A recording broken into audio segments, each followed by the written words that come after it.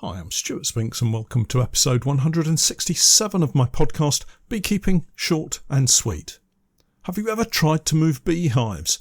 Just a couple of feet or maybe 100 miles? Either way, it needs careful consideration. Sometimes it goes well, other times, well, let's just say you have to put it down to experience.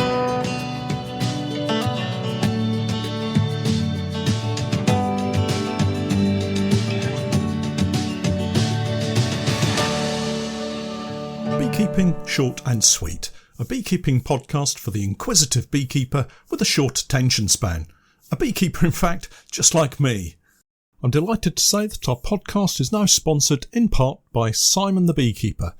Making beekeeping an affordable hobby for everyone, Simon the Beekeeper provides the best value beekeeping equipment possible, along with a super fast delivery service.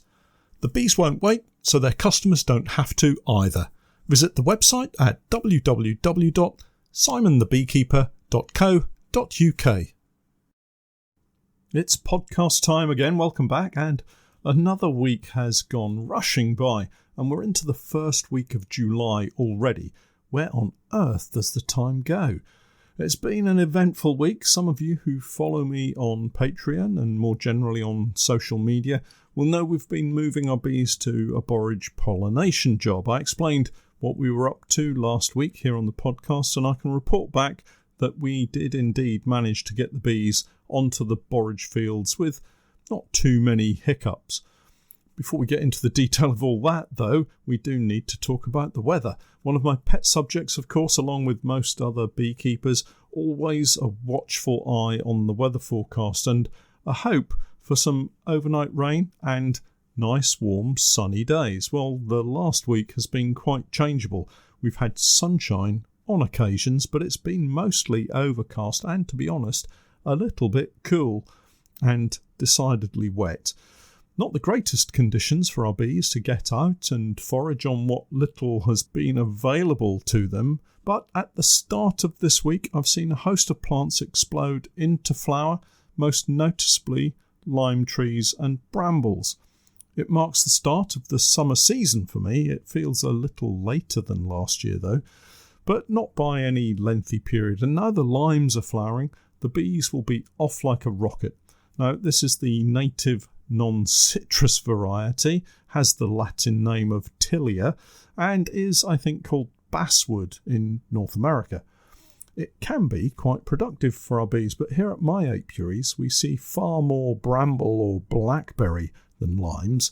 It's one of my favourite tasting honeys. There's a real taste of summer fruits about it. Well, at least that's what it seems to me. And before I go off on another wild descriptive journey about flavours and tastes, if you do have bees foraging on brambles, do see if you can keep the crop of honey separate from your other honey and tell me if you can taste summer in it. I think it's wonderful. For anyone out there experiencing your first year of beekeeping and not yet taken off any honey of your own, whatever honey you're getting, it's going to taste all the better from coming from your own bees. It's simply magical.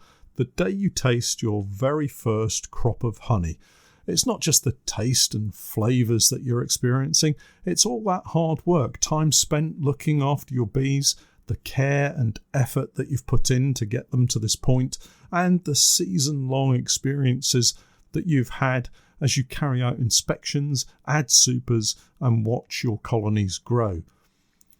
Changing the subject back to the weather, I've just had to put on a jumper. It's a bit chilly here in Norfolk this morning, and has been for most of the week. It does warm up most days to around 14 or 15 degrees Celsius, I would say, but we're not in the heady hot days of summer, not by a long way. 15 degrees Celsius is around 50 degrees Fahrenheit, I guess. So, moving bees. It's been quite a week of it, and I thought it would be useful to share my thoughts and experiences on the do's and don'ts as I see them. As usual, there are many different ways of moving bees, and a lot will depend on the transport that you have and how far you're moving them.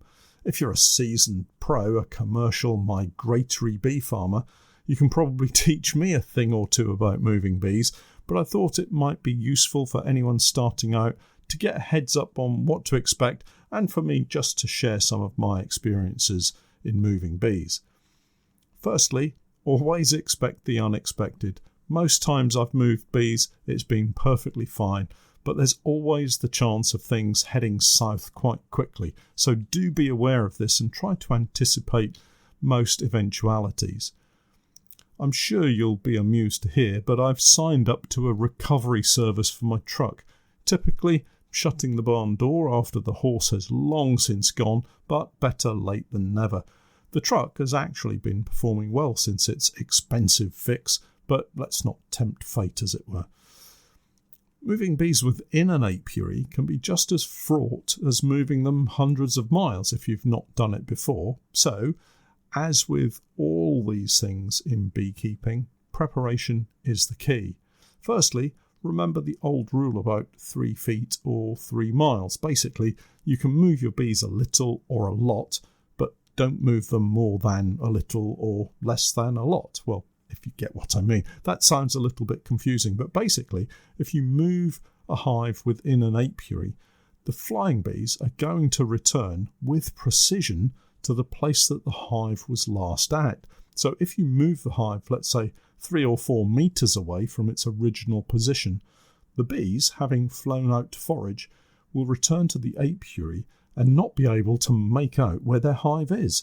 Instead, they'll cluster on the stand or nearest hive or even the long grass to where they thought their hive was. They just can't find it.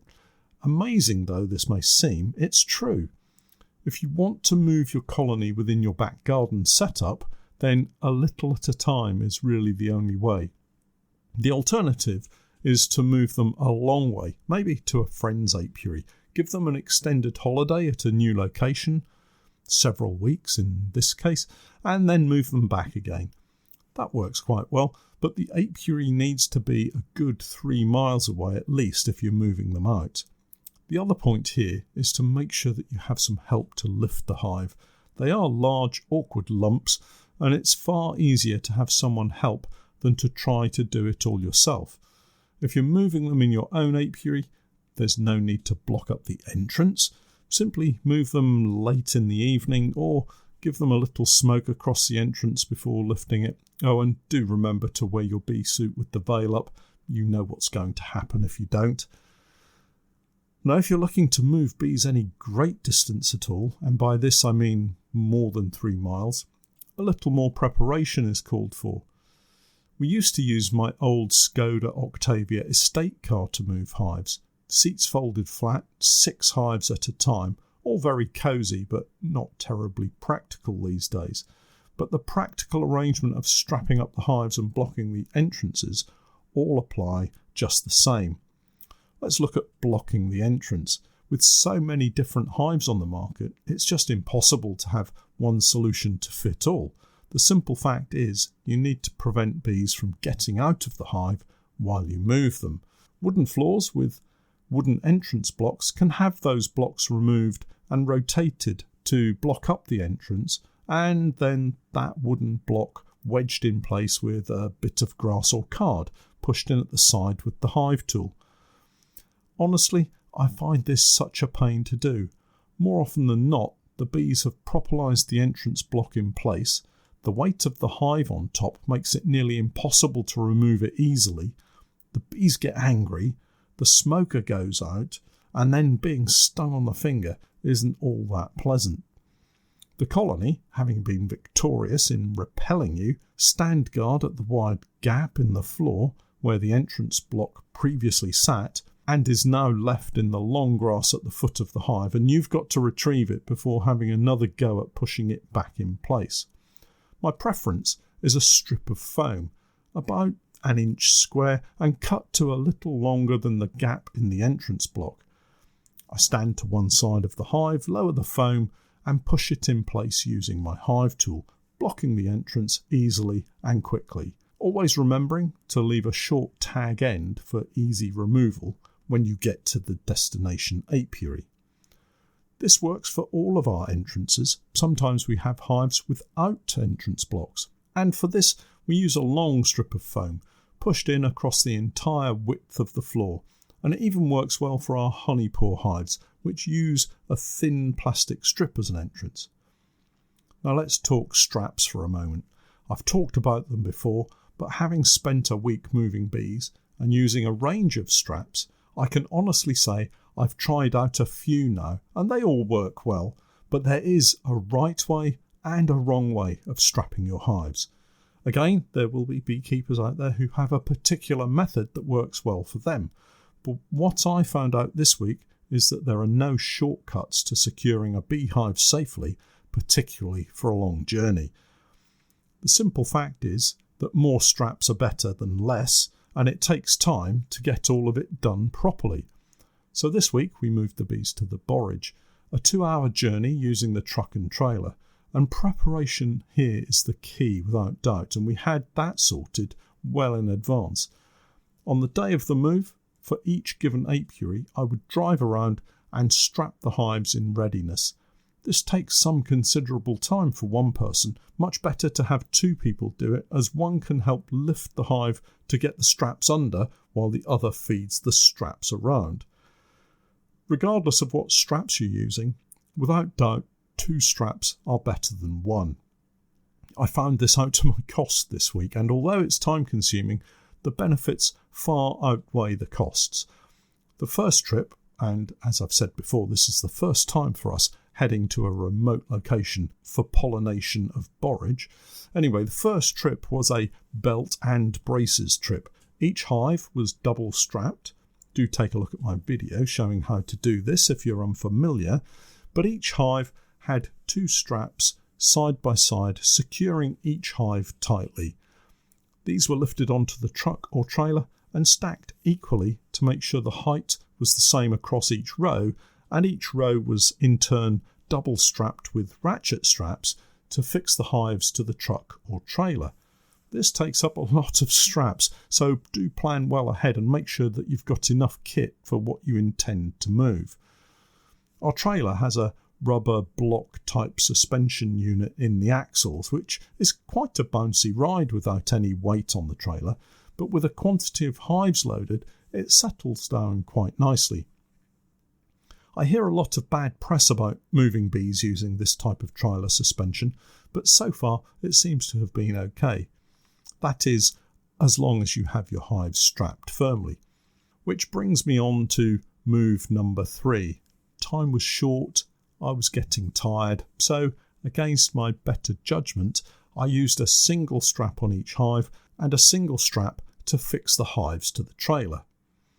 It was the final move, and we didn't have a full trailer load, just a dozen hives or so at the front end of the trailer, and the truck load bay was full of hives too. I suspect that a series of poor decisions led to the great escape.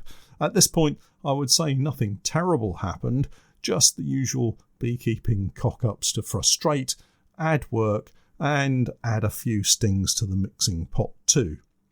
So what happened was this. The journey was disrupted by a series of roadworks, unknown prior to the trip because I hadn't thought to look at the route beforehand. This put us on some B roads, less direct, less well maintained, and definitely more bumpy. The trailer, being only partially full, was lighter than previous trips, and as such bounced around a little more than I would have liked. The hives, being strapped down with just one strap, had the opportunity to move around a little more than they should have, and of course being in a rush to get them on the trailer, having only one strap on each hive meant the individual parts of each hive were able to shift slightly too. Arriving at our final destination in the early hours of the morning, still dark, it was obvious something had moved, because as soon as we pulled up you could see bees milling around on the hives. In fact, what had happened is that the brood boxes on 3 hives had shifted and dropped down along one edge into the floor, thus creating a gap for the bees to escape from. The first hive appeared to have nudged the second, and the second had nudged the third. All in all, it was not the best result I could have hoped for. The simple fact is, a little more time spent in preparing for the move would have prevented this inconvenience. Honestly, that's all it was, inconvenient. A few stings and nothing more.